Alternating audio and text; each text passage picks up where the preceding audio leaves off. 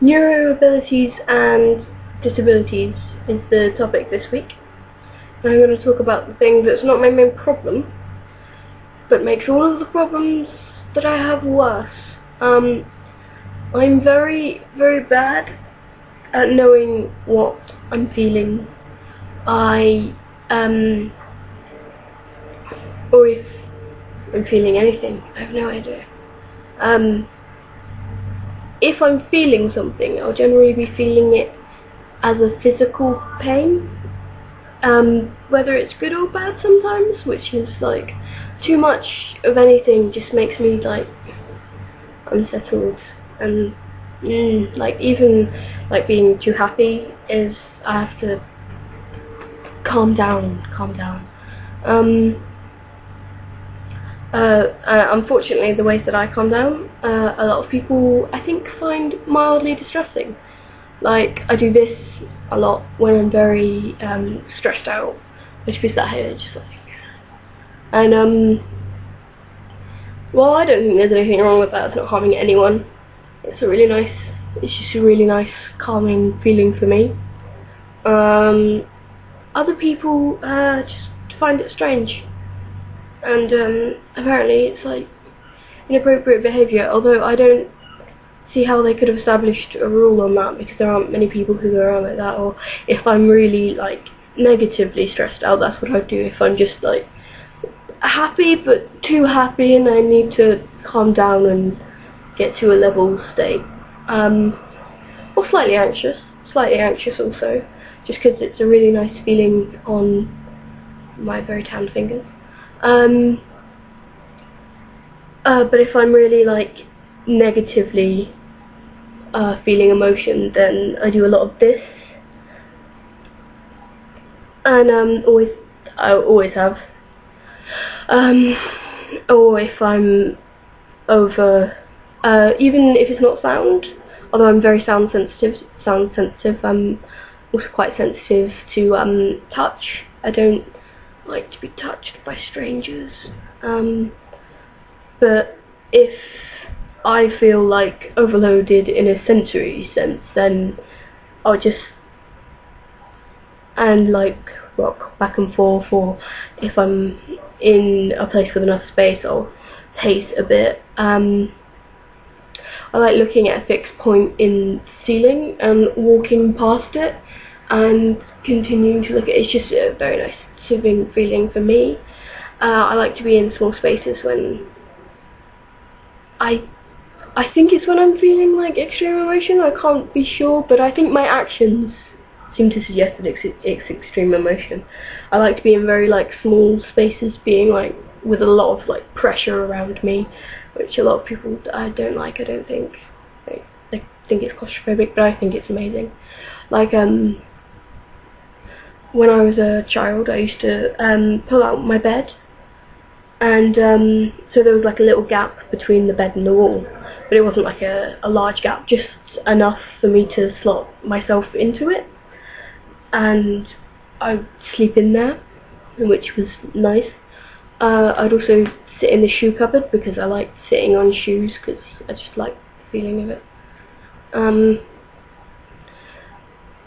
But I don't know whether being emotionally stunted is an ASD thing, or as a result of my childhood, which wasn't particularly awesome source, because as I mentioned in a previous video, that my mum is bipolar, and she when I was younger, not now, she's clean now, but she was a heroin addict, which was not conducive to good parenting.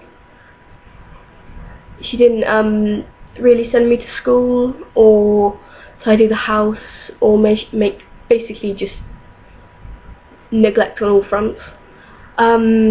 And I think when you leave a child to essentially parent themselves, they're going to come out of it with some abnormal coping skills.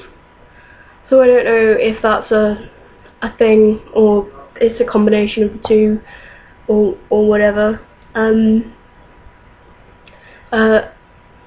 like, I think I get very depressed, but I don't feel depressed. My outward mood isn't really that different.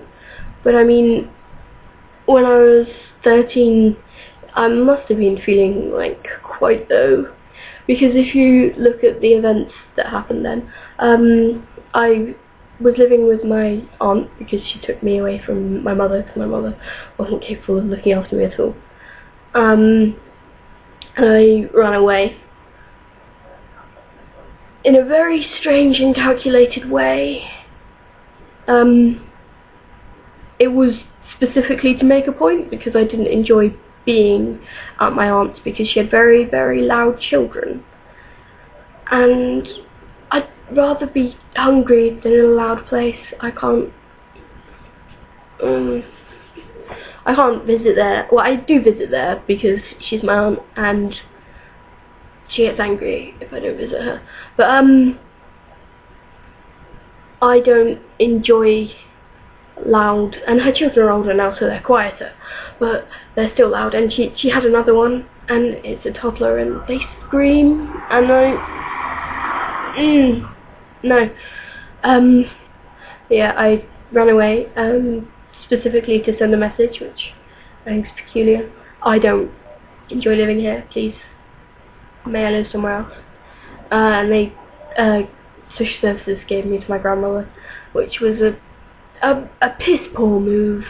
I mean, I didn't have a room to stay in at all. She has a 2-bedroom house, and she has her daughter, who's my mother and my aunt's half sister.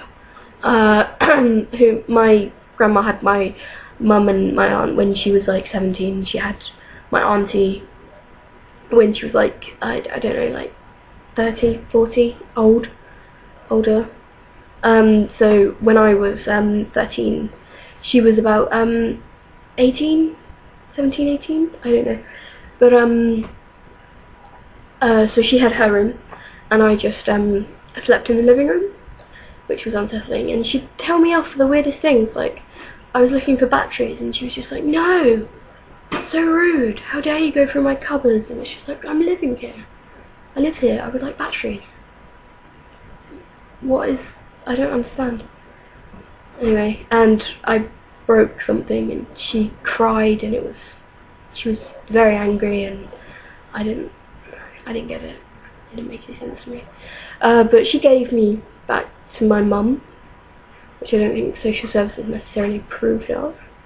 And also, I've been to now 9 different educational institutions, because my mum just moves around a lot, I think, to avoid dealing with life. She doesn't want to pay bills. It's not good. She should pay bills. Paying bills is the right thing to do. But I was never bullied at school. I think partially because my attendance was never better, even when my mum was like slightly stable. It was never better than I think 70-ish%. And I mean, the lowest it's ever been is like 22%. So I wasn't really there enough for people to even know who I was, let alone pick me out as, you know, someone to bully. Also, for the first half of my education, all through primary school, apart from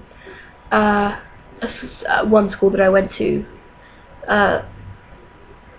in which I had no friends for a year because no one would talk to me. But that happens. But yeah, in primary school, I have